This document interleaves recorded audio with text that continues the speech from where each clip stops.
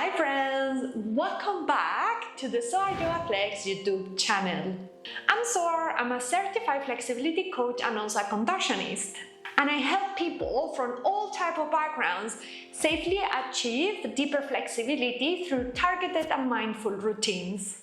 Whether you are a pole dancer, a yogi aerialist, or someone who wants to know how to do the splits without hurting your back and hamstrings, you are in the right place. In today's tutorial, I will guide you through how to achieve squared front splits. One of the most overlooked yet crucial technique to build a healthy and sustainable flexibility practice. With the squared splits, you protect your hips and unlock deeper flexibility. Before we dive in, if you're looking for a structured, supported and step-by-step guidance to reach your split goals, don't miss my free 30-day split flexibility challenge. The link is below, right in the description. Why square splits? Do you really need to square your hips in your splits? I recently joined a flexibility forum and there was someone who mentioned that he or she couldn't understand why people were so obsessed with squaring the hips when it's not necessary for dancers. And honestly, I get it, and that comment is fair enough. If you're on a stage, a turned out hip or open split can look beautiful, elongates your lines. But if you care about long-term flexibility or even contortion training, protecting your back and hamstrings is crucial. And furthermore, if you want to stay bending in your 40s, 50s, 60s and beyond,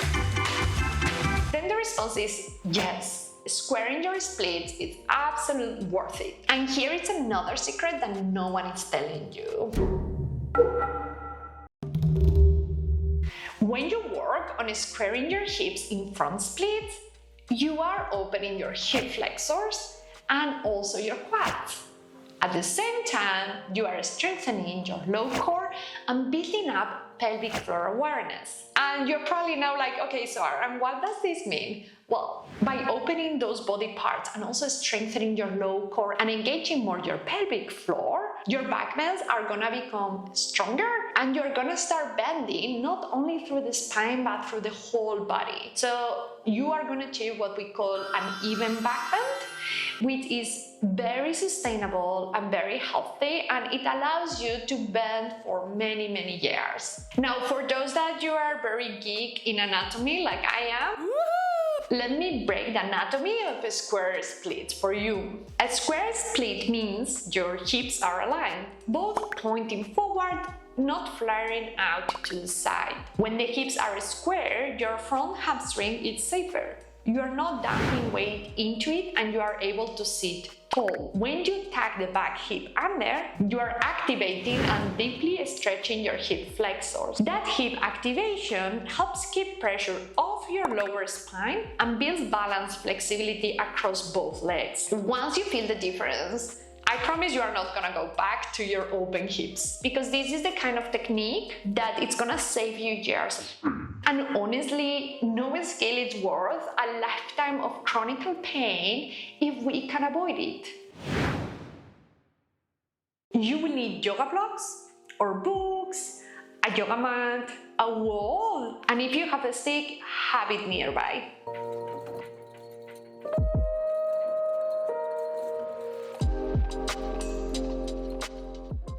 Now let's use the wall to correct alignment and build the muscle memory that we need for that beautiful squared split. Start by placing first your back knee against the wall. So you may also need to use a cushion or something for your knee. Entering your low lunge. And now we are gonna grab the stick and make sure our hips are squared. Tie your pelvis. And once your hips are squared, you can also remove the stick. Try to use the toes of the front foot and the knee to pull you forward. Keep activating your low core, tucking the pelvis, and keeping the hips as square as possible. Hold it here. Breathe in and breathe out. Hands on the knees if you want, and slightly round the upper back. Beautiful. Inhale, and on the exhale, bring the hips backwards. This glute is touching the heel, and the other one also wants to stay as close as possible to the wall. So ideally we want those hips to still stay squared. Front foot, if we can, centered in the body. Inhale, and on the exhale, lean forward. And when you hit that alignment correctly, you should feel an intense stretch in the hamstring.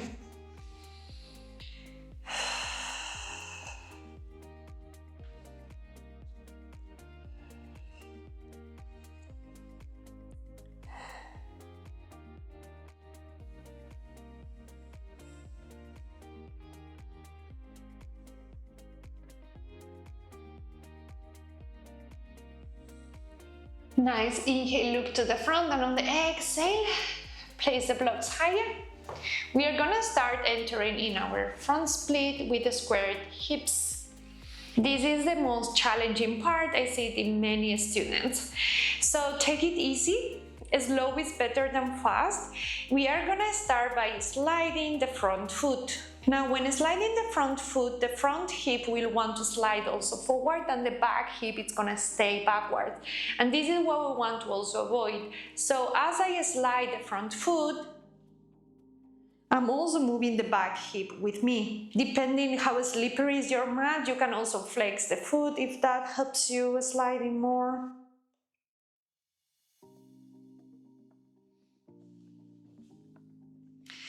Now, what can happen is your splits are opening and this hip is opening, so this foot is gonna fall.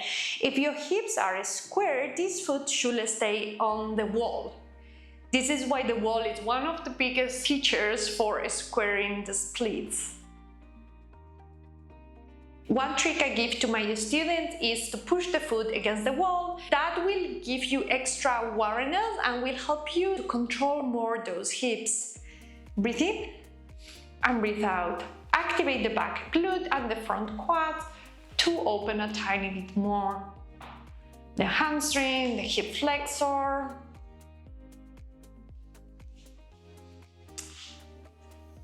And hold it here. This is a square split. It has no more secrets. It is more difficult to achieve than a front split with open hips.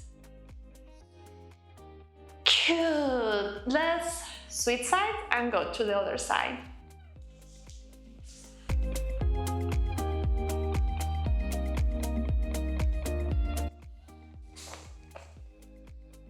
Enter in your low lunge, have the knee there against the wall, shin against the wall as well.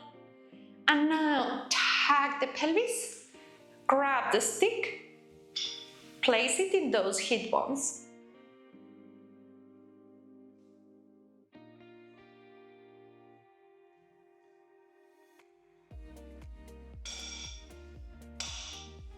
Breathe in and breathe out. Use the front foot and the front knee to pull you forward and open more. Also, this can be very intense on the back knee, on the quad. So take it easy. If it becomes too painful, don't force it. I'm also tagging the pelvis as much as possible, keeping that low core engaged.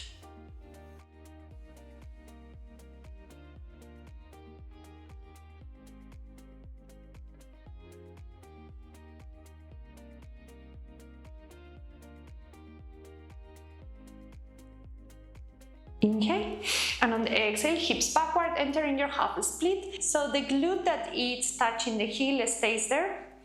And now what often happens is that this glute is more forward. That means that the hip is more forward. So try to bring it backwards to be in line. You can even use the arm, if not the stick, to ensure the hips are squared. Inhale, and on the exhale, forward fold.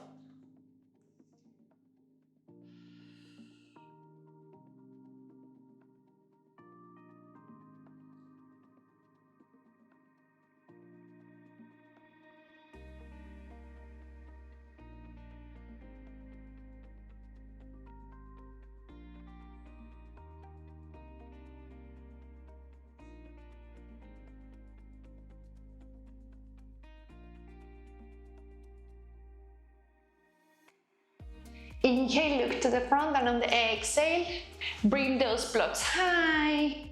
And let's go to our front split. As you slide the front foot forward, remember to also move the back hip.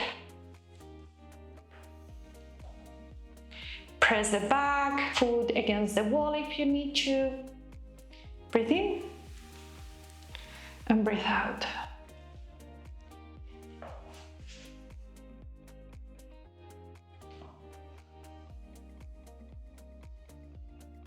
Here as well, if you feel like sitting on the block, you can also do it.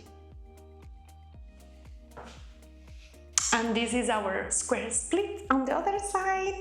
Stay here as long as you want. If you see that your hips are opening, I would recommend you get out and place yourself correctly in the low lunge and then have a split, and from there slide into your split. Now, 2 bonus drills for those that you have over split and you wanna get a squared split over split. So in the first drill, we are gonna have a block under the front foot.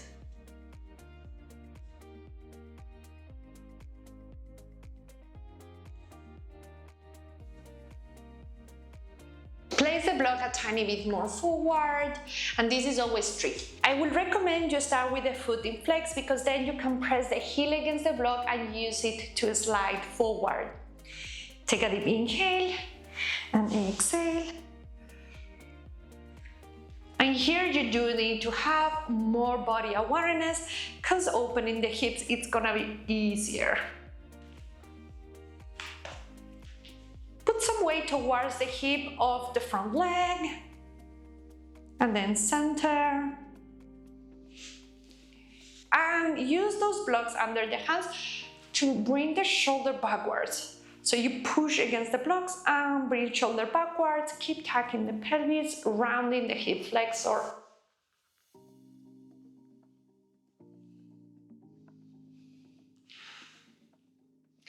And this is the first bonus exercise. Let's go to the second one, and it's gonna be placing the block under the back knee.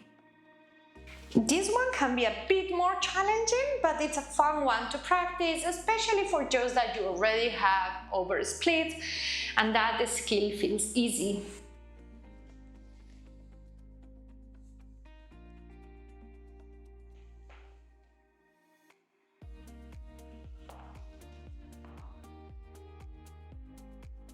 Here again, opening the split is super easy, so that's why I really need to go down really mindfully and controlling those hips.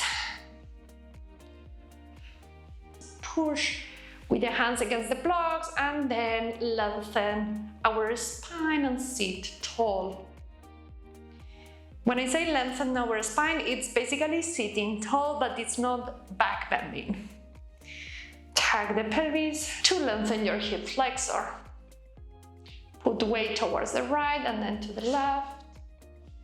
Find the center line. And voila! There you have the second variation for those that you are more into advanced practice.